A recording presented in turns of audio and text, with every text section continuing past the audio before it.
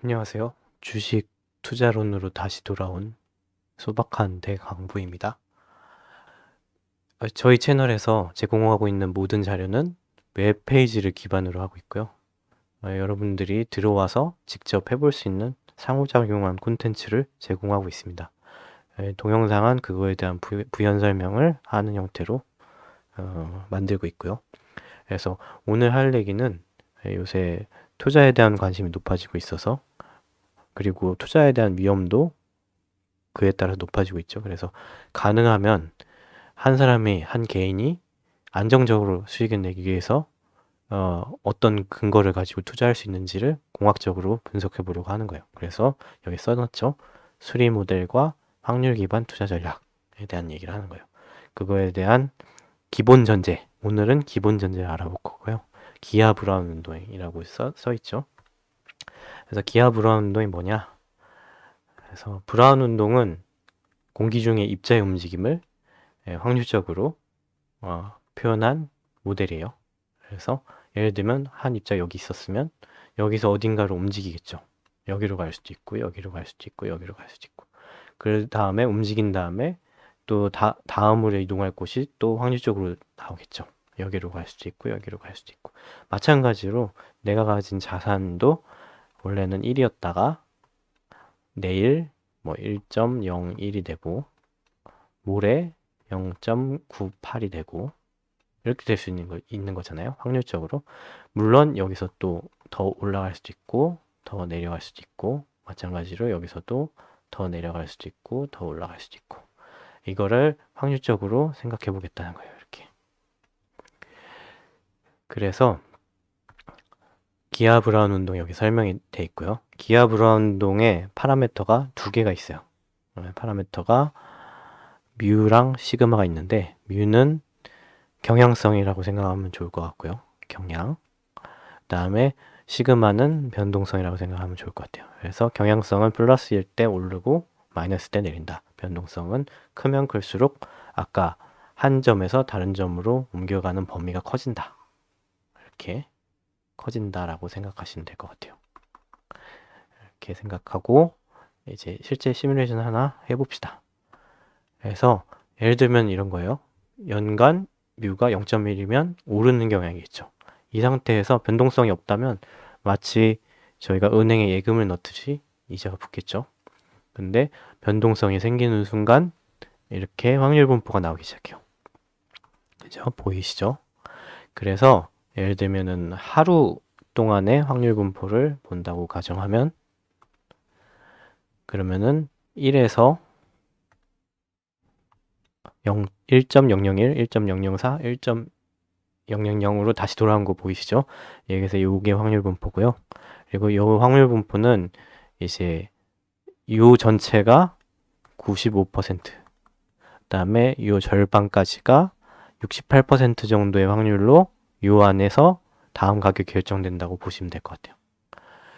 그리고 이제 다른 범위를 볼까요? 이제 하루 동안에는 이렇게 범위가 작은 편인데, 이제 점점 이제 범위가 기간이 길면 길수록 범위가 커지는 거죠, 범위가.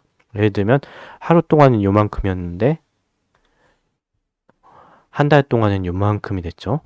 그 다음에 이제 한 분기 동안에 보시면 범위가 더 커지는 거 보실 수 있죠. 여기 숫자가 점점 커지잖아요, 여기. 이렇게. 그 다음에 이제 마지막으로 1년 동안에는 가격의 변동이 크죠. 예를 들면은 1.6이었던 애가 1.85로 바뀌었잖아요, 지금. 그래서 이 변동 폭이 이제 계속 그러니까 확률 게임을 하면서 점점 편차가 커진다는 거를 알 수 있는 거예요. 그렇게 설명드릴 수 있을 것 같고, 그다음에 시뮬레이션을 하면 결과를 볼 수 있는데요. 이제 아까 여기서 설명 안 드린 게, 그럼 예를 들면은 지금 제가 한 번에 확률 게임을 했어요. 그래서 결과가 1.853으로 끝났죠. 그럼 다시 해볼게요. 결과를. 또 한 번은 확률 게임 했어요. 1.368로 끝났죠. 그 다음 또 한 번 했어요. 1.224로 끝났죠. 이러면은 뭔가 뭐 이게 예측의 가능성이 있는 거냐라고 생각할 수 있겠죠.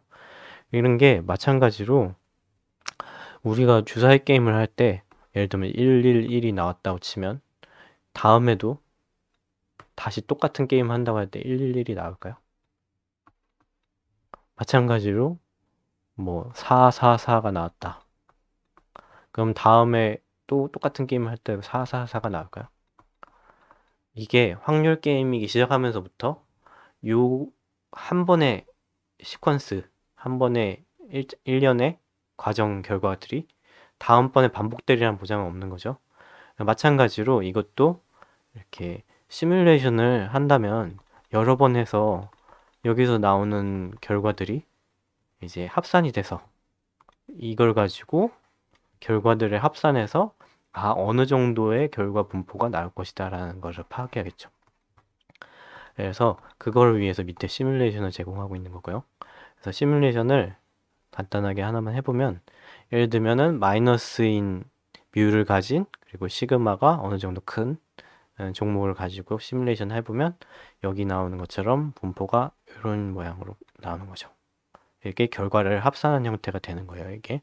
그래서 5년간 이런 뮤와 이런 시그마를 가지고 있는 종목에 투자를 한다면 이 정도로 거의 본전에서 다 까먹는 형태로 나오지만 대부분은 0.2, 0.4, 0.3 사이로 결과가 나올 것이다. 이렇게 예상을 해볼 수 있는 거죠. 마찬가지로 이제 뭐 예를 들면 약간 우량해 보이는 주식을 기본으로 한다면 이제 뮤가 0.23이고 그 다음에 시그마가 0.26인 주식을 기반으로 한다면 이런 형태의 확률 결과를 예상해 볼 수 있다라는 거죠. 이게 생각보다 많이 나오네요. 5년간 10배부터 대략 1배 이상 사이로 결과가 나올 수 있다라는 거에 대한 이제 예상을 해볼 수 있는 거예요. 시뮬레이션을 통해서. 그러니까 여러 번 해야 되는 거죠. 쉽게 말해서. 여기서는 100번을 하고 있는 거고 100번 하고 있죠. 그래서 이 주식들을 다 합쳐서 예를 들면 시뮬레이션 하면요. 그러면은 결과가 이제 나올 거고요. 여기는 좀 빨리 돌려서 결과를 보도록 할게요.